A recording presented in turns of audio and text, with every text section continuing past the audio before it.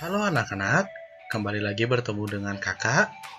Pada hari ini, kita akan mulai masuk tema 2, subtema 2, yaitu pentingnya udara bersih bagi kesehatan. Nah, hari ini kita akan lebih membahas gangguan pernafasan pada manusia. Jadi, ketika kita bernafas, kita menghirup udara untuk mengambil oksigen. Apabila udara yang kita hirup berupa udara kotor, maka pernafasan kita tentu akan terganggu. Nah, lalu apa saja faktor yang mempengaruhi gangguan pernafasan pada manusia? Yang pertama, faktornya ada kondisi fisik. Jadi apa itu? Yaitu kelainan organ pernafasan yang terjadi sejak lahir, sehingga memerlukan bantuan alat pernafasan. Lalu, faktor yang kedua, ada faktor dari virus atau bakteri. Jadi, penyakit yang bisa disebabkan oleh virus atau bakteri adalah flu, tuberkulosis, flu burung, bronkitis, tonsilitis, dan pneumonia. Kita mulai dari yang pertama, flu. Apa itu flu? Flu adalah gangguan pada organ pernafasan yang disebabkan oleh virus.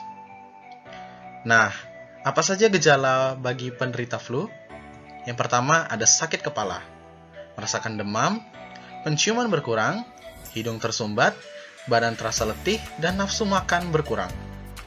Lalu bagaimana cara mengatasi flu? Cara mengatasinya cukup dengan minum obat sesuai resep dokter dan mengkonsumsi makanan yang sehat dan bergizi. Lalu ada tuberkulosis atau TB. Apa itu TB? TB adalah penyakit paru-paru yang disebabkan oleh bakteri Mycobacterium tuberculosis. Nah, untuk bakterinya bisa kalian lihat di gambar ini ya. Lalu, apa saja gejala bagi orang penderita tuberkulosis?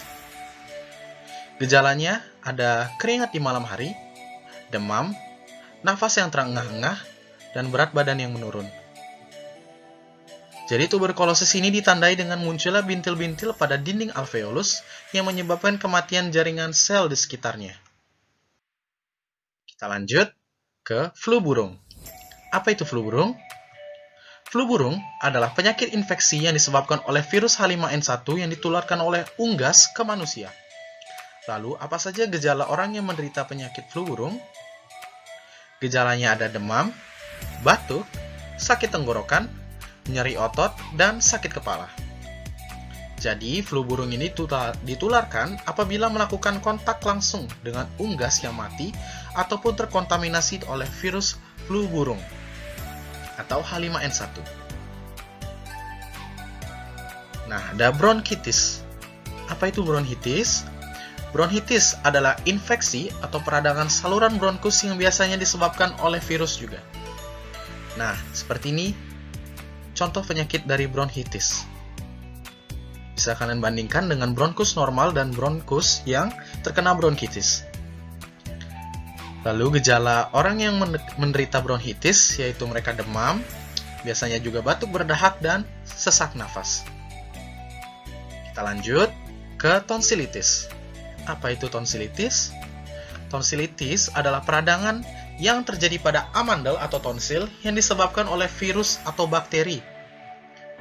Nah, bisa dilihat di sini mulut penderita tonsilitis. Jadi gejalanya apa? Membesarnya amandel, kemudian terasa sakit dan muncul selaput putih di sekitar amandel. Jadi bisa kalian lihat selaput putih yang muncul di mulut penyakit orang yang terkena tonsilitis di gambar ini. Oke, kita lanjut.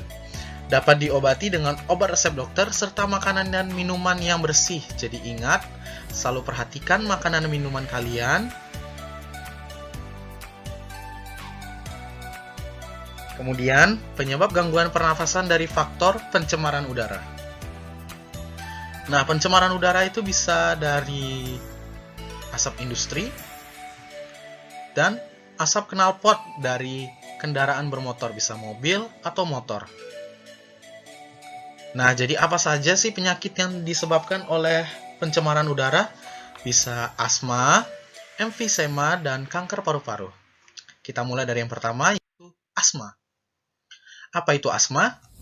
Jadi, asma adalah penyumbatan saluran pernafasan yang disebabkan oleh debu, udara dingin, alergi, ataupun kelelahan.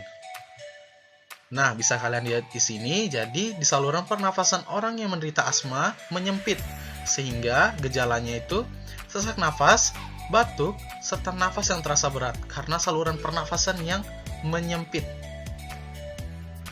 Nah, orang yang menderita penyakit asma dapat diobati dengan menggunakan inhaler. Jadi inhaler ini merupakan alat hisap atau alat bantu pernafasan bagi orang yang menderita asma. Jadi ketika mereka menghisap alat ini, maka mereka akan memasukkan obat ke dalam saluran pernafasan yang membuat saluran pernafasan kembali menjadi longgar, seperti normal kembali, secara bertahap, sehingga mereka bisa merasakan atau bisa menghirup udara lebih baik. Nah, kemudian ada emfisema. Apa itu emfisema? Emfisema adalah penyakit yang disebabkan kerusakan jaringan di sekitar saluran bronchiolus dan alveolus. Nah, bisa kalian lihat di sini bagaimana bentuk dari alveolus normal dan alveolus yang terkena emfisema. Terlihat lebih besar ya, jadi pembengkakan terhadap alveolus itu sendiri. Nah, gejala bagi orang yang menderita emfisema adalah sesak nafas yang sangat hebat. Ini dikarenakan karena pertukaran udara di alveolus tidak berjalan dengan baik, sehingga mereka merasakan sesak nafas yang sangat hebat. Lalu pengobatannya dapat dilakukan dengan obat sesuai resep dokter, serta ingat untuk menghindari asap rokok dan polusi. Kanker paru-paru. Jadi kanker paru-paru apa itu? Adalah pertumbuhan sel paru-paru yang tidak terkendali dan dapat menyebar luas ke dalam tubuh. Jadi tidak hanya di paru-paru saja, namun bisa juga menyebar ke bagian tubuh lain di sekitar paru-paru. Nah, seperti ini paru-paru sehat ada di sebelah kiri, lalu paru-paru yang terkena kanker ada di sebelah kanan. Gejala orang yang terkena kanker paru-paru yaitu sesak nafas, batuknya berdarah, berat badan menurun, dan nyeri di dada. Penyakit ini biasanya disebabkan oleh polusi udara dan juga disebabkan oleh zat-zat berbahaya yang ada di dalam rokok. Nah, bagaimana pengobatan kanker dapat dilakukan dengan kemoterapi dan radioterapi. Sekian dan terima kasih.